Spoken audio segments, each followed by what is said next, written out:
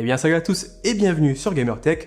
Aujourd'hui on se retrouve pour un test d'un nouveau clavier gamer avec le Corsair K100 RGB, un modèle qui vient d'être annoncé aujourd'hui. Alors j'ai eu la chance de pouvoir le recevoir un peu à l'avance et dans cette vidéo on va un peu faire le point sur ce clavier qui va venir se placer comme le modèle le plus haut de gamme de la marque. Alors globalement c'est un modèle qui va un peu reprendre les bases du Corsair K95, mais ici le constructeur propose pas mal d'améliorations, notamment avec un design légèrement revu, l'ajout d'une nouvelle molette programmable ou encore des tout nouveaux interrupteurs optiques, les Corsair OPX. Alors ce clavier, comme on va le découvrir ensemble, il va pas forcément être destiné à tous les joueurs, puisque tout le monde n'aura pas forcément besoin de toutes ces options, et surtout au niveau du prix, le Corsair K100 RGB, il est proposé à un tarif de 249€, ce qui en fait un des claviers gamers les plus chers du secteur, notamment aux côtés du Logitech G915 ou encore du SteelSeries Apex Pro, donc deux modèles que je vous ai aussi présentés sur la chaîne, et je vous rajoute évidemment les liens en description. Dans cette vidéo, et comme d'habitude, je vais passer en détail sur le design et l'ergonomie du clavier, je ferai ensuite le point sur les différentes fonctionnalités, et je terminerai enfin avec les performances, et évidemment une démonstration de ces nouveaux switches Corsair OPX.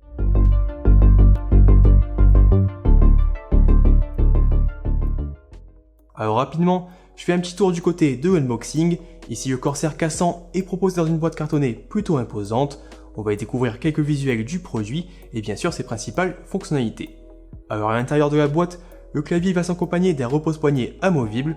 On aura également quelques keycaps supplémentaires, une petite pince pour y retirer et enfin bien sûr la paperasse habituelle.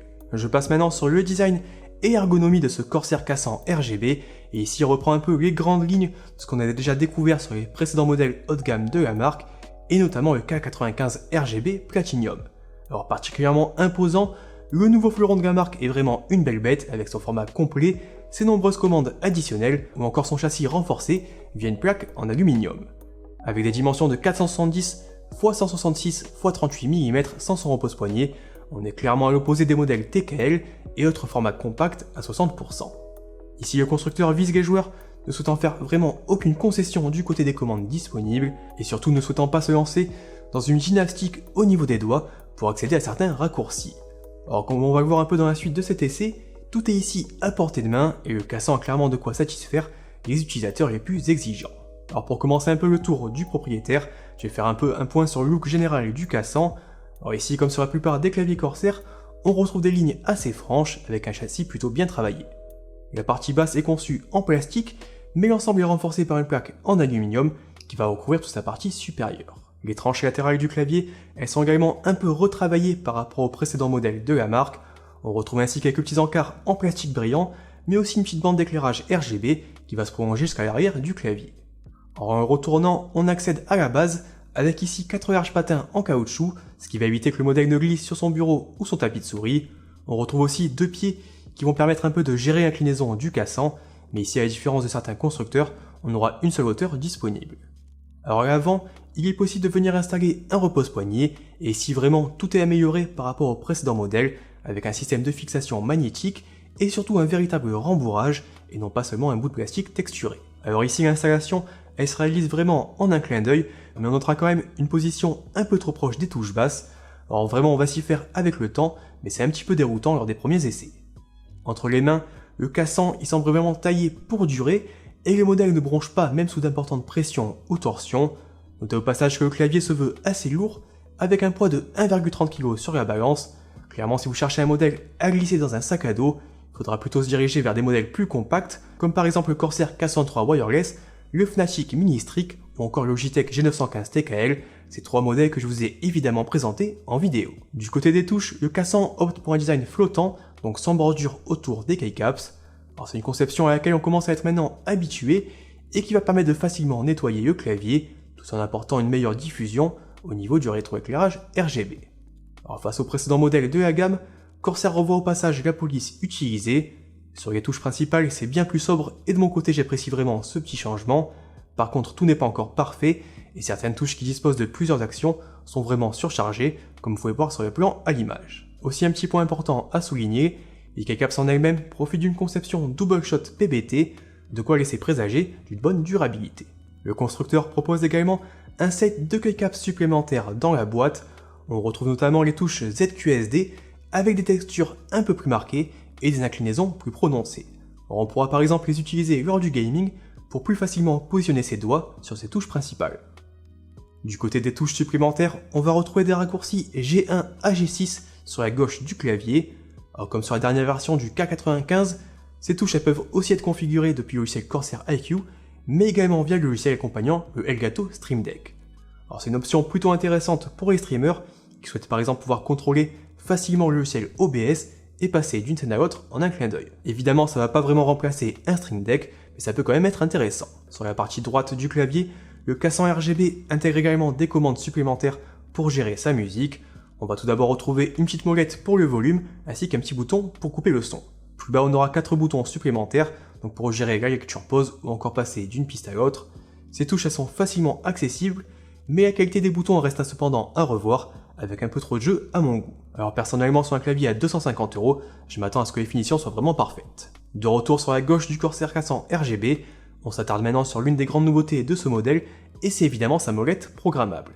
Alors ici, elle est positionnée au-dessus de la touche échappe, et elle s'accompagne tout d'abord de 2 boutons. Alors le premier va permettre de naviguer entre ces différents profils programmés sur iCUE, alors que le second il peut être utilisé pour verrouiller certaines touches lorsque l'on joue. Alors c'est un peu une sorte de mode gaming, pour éviter par exemple de retourner sur le bureau en pleine partie. Alors ici vraiment ce qui nous intéresse le plus, c'est évidemment cette molette. Grâce à celle-ci, on va pouvoir disposer de raccourcis supplémentaires en la faisant pivoter vers la droite ou la gauche. Alors en appuyant au centre, on va pouvoir passer sur les 2 actions suivantes et ainsi de suite. Ici chaque action aura sa propre couleur d'éclairage, de façon à s'y retrouver un peu plus facilement. Après évidemment, il faut être capable de vraiment se souvenir à quelle couleur correspond quelle action, et vraiment si on commence à multiplier les raccourcis, ça devient un peu compliqué. Alors on va pas se mentir, pour une utilisation purement gaming, l'intérêt reste selon moi assez limité, et le clavier dispose par défaut de suffisamment de raccourcis. Par contre pour un joueur qui va peut-être alterner entre gaming, utilisation bureautique ou encore du montage vidéo, cette molette elle peut vraiment se montrer intéressante. On peut par exemple l'utiliser pour passer facilement d'un onglet à l'autre sur Chrome, ou encore pour faire zoomer sa timeline lorsqu'on monte une vidéo sur Adobe Premiere Pro. Enfin, je termine cette présentation du design avec la connectique du clavier. Ici, on va retrouver un imposant câble tressé d'environ 1,8 m avec 2 connecteurs USB 2.0. Alors le premier prend en charge l'alimentation du cassant, alors que le second il s'occupe uniquement de faire office de passerelle avec le port USB placé à l'arrière du clavier. On va pouvoir l'utiliser par exemple pour y connecter directement le dongle de sa souris sans fil, mais également pour installer l'accessoire Corsair iCUE Nexus. Alors c'est un accessoire que je vous ai présenté directement sur gamertech.fr, c'est une sorte d'écran tactile qui va être compatible avec iCUE et sur lequel on va un peu pouvoir paramétrer les raccourcis ou les actions de son choix, et je vous invite évidemment à consulter le test complet donc sur gamertech.fr si ça vous intéresse. Je passe maintenant aux fonctionnalités, et pour paramétrer les commandes du Corsair cassant RGB, évidemment on va passer par le logiciel Corsair iCUE. Alors il faudra le télécharger gratuitement depuis le site du constructeur, et notez au passage que celui-ci pèse maintenant 1 Go une fois installé, ce qui commence vraiment à devenir assez lourd. Alors depuis iCUE, on va pouvoir créer différents profils et les charger automatiquement en fonction de ses jeux ou tes applications. On pourra aussi enregistrer directement 2 profils sur la mémoire interne du clavier, de façon à profiter de ses raccourcis ou ses éclairages sans forcément installer iCUE sur son PC. Alors pour chaque profil, on dispose de plusieurs onglets qui vont permettre de configurer le clavier. Le premier onglet Action, il permet de créer des commandes personnalisées ou d'enregistrer des macros plus complexes. Chaque action peut ensuite être affectée à n'importe quelle touche du clavier et non pas uniquement les touches G1 à G6. Sur le second onglet Effets d'éclairage, on va pouvoir ajuster les effets RGB du clavier. Alors ici, il est possible de sélectionner la couleur ou l'effet de chaque touche de manière individuelle, mais aussi de paramétrer l'éclairage de la bande LED qui passe sur les 3 côtés du clavier. On retrouve évidemment les effets habituels des produits Corsair, et on pourra aussi synchroniser tout ça avec les autres périphériques ou composants de la marque. Les onglets Action matérielle et Éclairage matériel sont identiques aux 2 onglets précédents, mais ces paramètres peuvent être directement enregistrés dans la mémoire du cassant. Aussi, les commandes paramétrées dans Action matérielle seront celles qu'on va pouvoir ensuite attribuer à la molette. Alors la molette, justement, on y vient, ça se passe directement sur l'onglet Control Well, et qui va permettre donc de gérer les différents réglages. Par défaut, Corsair propose quelques commandes, avec notamment un ajustement de la luminosité du rétroéclairage, un avance ou retour rapide de ses médias, une navigation entre ses applications, ou encore un défilement horizontal ou vertical. On pourra activer ou désactiver toutes ces commandes, mais également créer ses propres paires en sélectionnant les actions enregistrées dans Action matérielle. On retrouve aussi un onglet Performance qui permet de gérer les touches à verrouiller lorsque la touche Winlock est activée. On pourra aussi choisir la couleur de l'éclairage du bouton dédié. Enfin, l'onglet Profil intégré permet d'enregistrer jusqu'à 2 profils dans la mémoire interne du Corsair K100. Une fois en place, et comme j'ai expliqué précédemment, pas besoin d'utiliser le logiciel Corsair iQ pour profiter de ses raccourcis ou de ses effets RGB. Pour terminer avec iQ, notez qu'il est possible de régler encore quelques options, et ça se passe du côté de l'onglet Réglages. Ici on pourra notamment mettre à jour le firmware du K100 RGB et modifier le taux de transfert du clavier, qui va ici grimper jusqu'à 4000 Hz, soit un temps de réponse de 0,25 millisecondes. On termine enfin avec les performances, et ici le Corsair K100 RGB est équipé de tout nouveaux switches Corsair OPX. Alors il s'agit d'interrupteurs optiques qui vont utiliser donc un faisceau lumineux et pas directement un contact mécanique pour détecter une activation de frappe. Alors c'est un système qui reprend ce qu'on a déjà découvert sur les modèles Huntsman du côté de chez Razer ou encore les modèles Apex Pro du côté de chez SteelSeries. Cette conception elle permet en théorie d'offrir une activation sans le moindre rebond tout en apportant une meilleure fiabilité puisque les switches Corsair OPX sont ici annoncés avec une durabilité de 150 millions de frappes. Alors du côté des frappes en elles-mêmes justement, on est ici sur des switches linéaires avec une course totale de 3,2 mm pour une activation à 1 mm et une force de 45 grammes. C'est donc des interrupteurs qui se veulent particulièrement réactifs et même plus rapides que des Ceramic Speed qui présentaient, je le rappelle, une course à 3,4 mm pour une activation à 1,2 mm. Alors aussi pour accompagner ces switches OPX, Corsair a également intégré une puce nommée Axon à son clavier. Cette dernière elle permet notamment de disposer d'un taux de transfert 4 fois supérieur à celui des claviers habituels, donc à 4000 Hz au lieu de 1000 Hz. En pratique de mon côté, je dois bien avouer que j'ai pas forcément ressenti une réelle différence. Pendant le gaming, le Corsair K100 RGB et ses nouveaux switches, ils s'en sortent vraiment de manière plus que correcte. Les frappes se montrent effectivement très réactives et on se sent rapidement à son aise. Alors pour ce qui est du bruit, je vous fais évidemment comme d'habitude une petite démonstration et je vous laisse vous faire votre propre avis.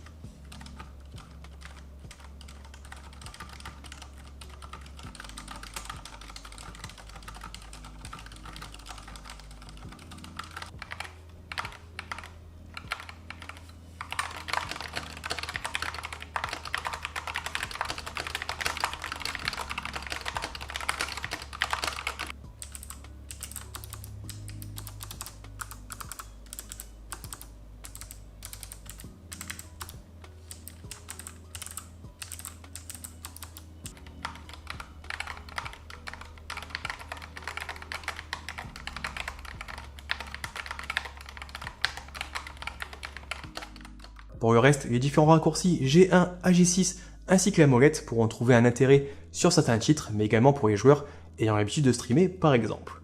On pourra accéder facilement à certaines commandes en un clin d'œil, et les utilisateurs ayant l'habitude de multiplier les raccourcis devraient y trouver leur compte. Alors pour autant et malgré toutes ces qualités, ce Corsair K100 RGB, il est vraiment pas à mettre entre toutes les mains selon moi. Si vous êtes par exemple un joueur orienté FPS compétitif, alors effectivement les switches fonctionnent très bien, mais vraiment avec un design très encombrant et toutes ces fonctionnalités, c'est pas forcément super utile sur un CSGO ou un Valorant par exemple. Pour ces joueurs, vraiment un bon clavier TKL avec des switches réactifs, ce sera probablement une meilleure option et surtout bien moins cher. Allez, voilà un peu pour cet essai de ce nouveau Corsair K100 RGB. Alors je sais la vidéo est un peu longue, mais comme on l'a vu, il y avait quand même pas mal de choses à dire sur ce modèle. Alors globalement c'est vraiment un excellent clavier, avec une belle conception, de très nombreuses options, et surtout des switches optiques qui fonctionnent très bien. Après la vraie question c'est de savoir si en tant que joueur, vous avez vraiment besoin de toutes ces fonctionnalités, et si vraiment ça justifie un tel tarif, je le rappelle aux alentours des 250 €.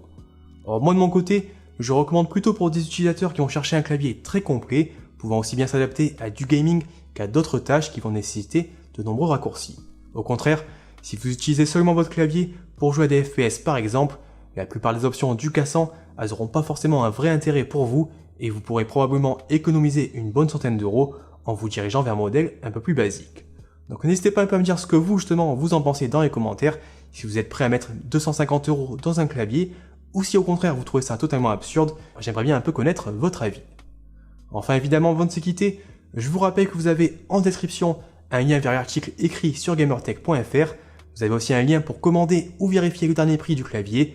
Et aussi n'oubliez pas de mettre un petit pouce bleu si la vidéo vous a plu. Et bien sûr à vous abonner et activer les notifications pour ne pas rater nos prochaines vidéos. Et moi je vous dis à la prochaine.